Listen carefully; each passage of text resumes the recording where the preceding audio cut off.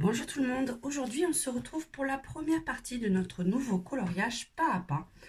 On va attaquer sur le livre de Anna Carlson. Hop, pardon, ça fait longtemps que je n'avais pas fait, c'est sur le Season et je voulais vous présenter cette fois-ci un coloriage avec un visage, ça faisait longtemps que je n'en avais pas fait. Donc, pour commencer, on va attaquer par le fond. Je vais faire un fond à l'acrylique. Et pour ceci, avant de commencer la première étape, il faut que je passe le drawing gum pour éviter d'en mettre partout et de protéger en fait les zones où je ne voudrais pas qu'il y ait de peinture. Donc pour ça, je me sers du drawing gum et d'un coton-tige. Je sais, c'est pas ce qu'il y a de plus écologique, mais pour l'instant, c'est ce que j'ai trouvé de plus pratique parce que j'ai tellement fracasser mes feutres, en fait, mes pinceaux avec le drawing gum, parce que si on ne nettoie pas bien, au final, ça sèche et c'est le gros bordel, on ne peut pas d'autres mots. Hein. Donc, je suis partie sur celui-ci. Donc, déjà, dans un premier temps, avec le drawing gum, je passe vraiment sur les zones où je ne veux qu'il n'y ait pas de peinture. Je vais quand même assez loin pour éviter s'il y a des éclaboussures ou quoi que ce soit pour bien protéger. Je préfère voir large en fait que de me retrouver avec des parties ensuite avec de la peinture, même si ça peut toujours arriver les petits accidents de parcours, surtout quand vous utilisez par exemple le bruchot. Avec le bruchot, je fais un carnage à chaque fois. Donc bon, j'arrive toujours à rattraper mes boulettes, mais il vaut mieux protéger. Donc voilà, donc la première étape c'est ça. Là, la suite, je vais vous la passer un petit peu en accéléré parce que c'est un petit peu ennuyeux. Enfin, c'est pas ce qu'il y a de plus passionnant. Il n'y a pas de technique particulière à appliquer du drawing gum avec un coton-tige. Donc on se retrouve à la fin pour vous montrer le résultat.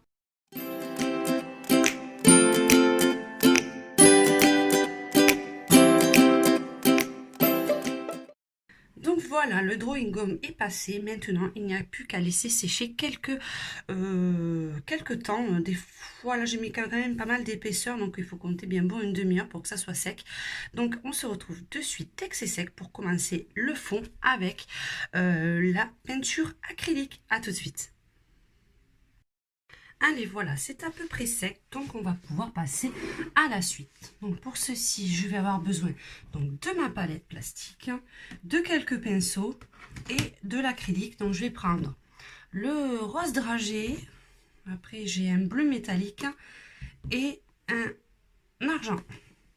Donc c'est tout simple, je vais déposer quelques gouttes de peinture sur ma tablette et je vais procéder cette fois-ci pas au pinceau, je pense que ça part sur les petites zones, mais plutôt au tapotage à l'éponge pour essayer de faire des petites formes un peu sympas. Donc voilà, on va voir ce que ça donne. Donc hop, je mets ça ici. Donc j'ai ma petite éponge comme ça, c'était, je sais plus où je l'avais eu, celle-ci, elle est un petit peu avec des petites formes carrées, ça peut faire sympa, on va voir ce que ça va donner.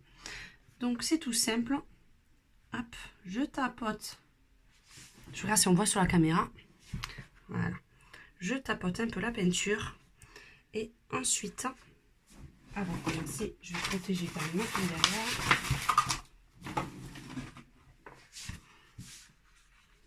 Voilà, ça ira mieux comme ça. Donc, je mets ma peinture et après, je passe mon éponge comme ceci, un petit peu partout. Je n'ai pas besoin de nettoyer mon éponge à chaque fois, de toute façon, puisque je vais mélanger les couleurs. Là, je veux vraiment que ça donne du relief, en fait.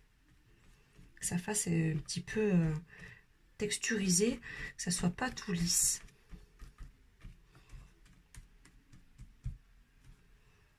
Voilà, on va prendre un petit peu de bleu. Je l'étale bien pour pas avoir des gros morceaux qui viennent en une fois.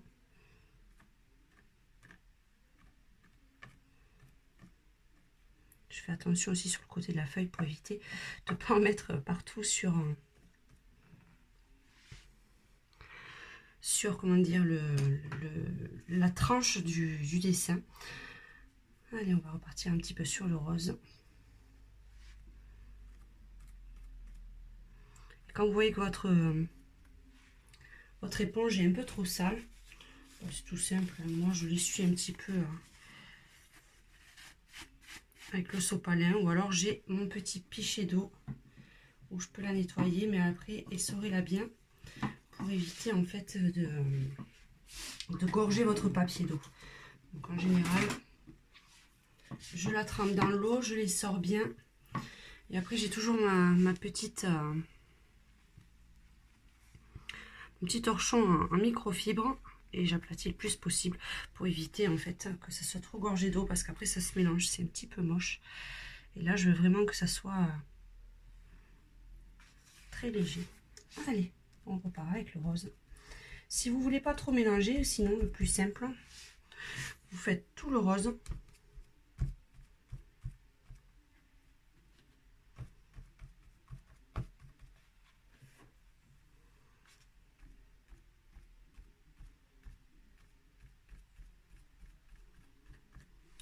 Comme ceci. Et après vous changez de couleur, tout simplement.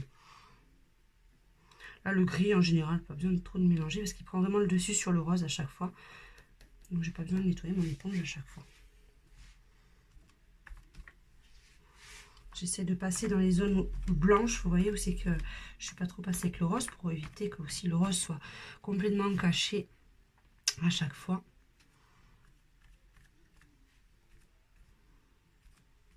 Mais cette peinture, j'avais acheté à la Foire Fouille il y a quelques années, la peinture métallisée, et elle est franchement pas mal du tout.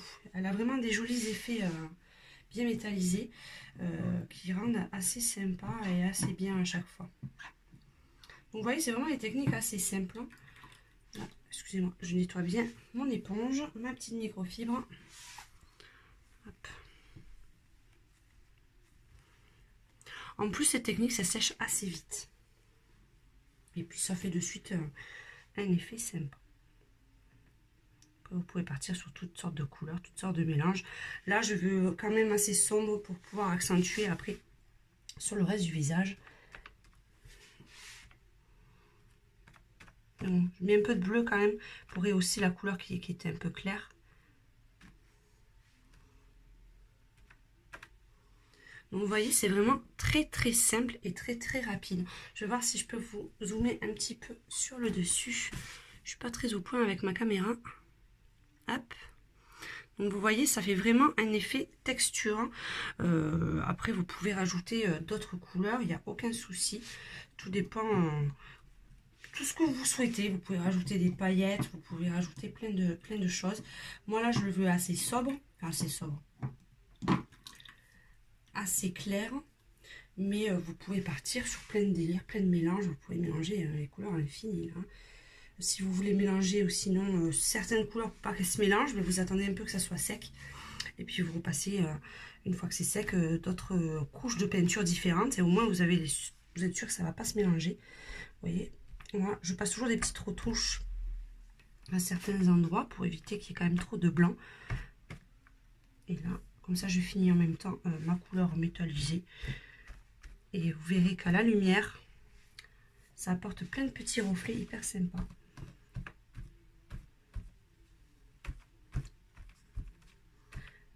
Après, une fois que c'est sec, je vais, pour éviter que le papier gondole quand même un petit peu, je le mettrai sous un point. En général, je le laisse une nuit sous mon PC.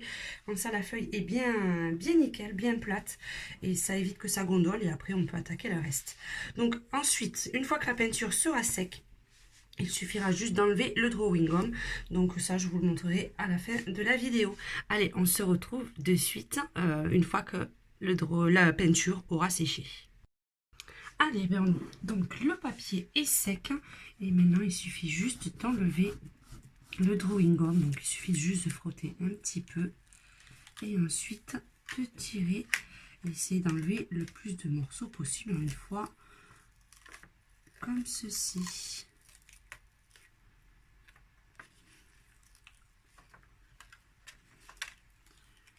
C'est la partie la plus longue à faire, mais bon, ça va assez vite quand même dans l'ensemble. Ça s'enlève assez facilement. Donc les parties là, comme il y avait de la peinture dessus, hop, on va tirer comme ceci, pour bien enlever partout.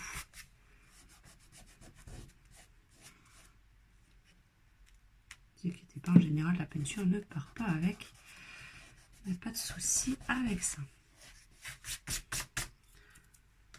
Hop. Vous voyez, ça protège quand même pas mal du tout. C'est quand même... Hop. Donc, je fais des petits bruits à chaque fois. Je fais des hops, des...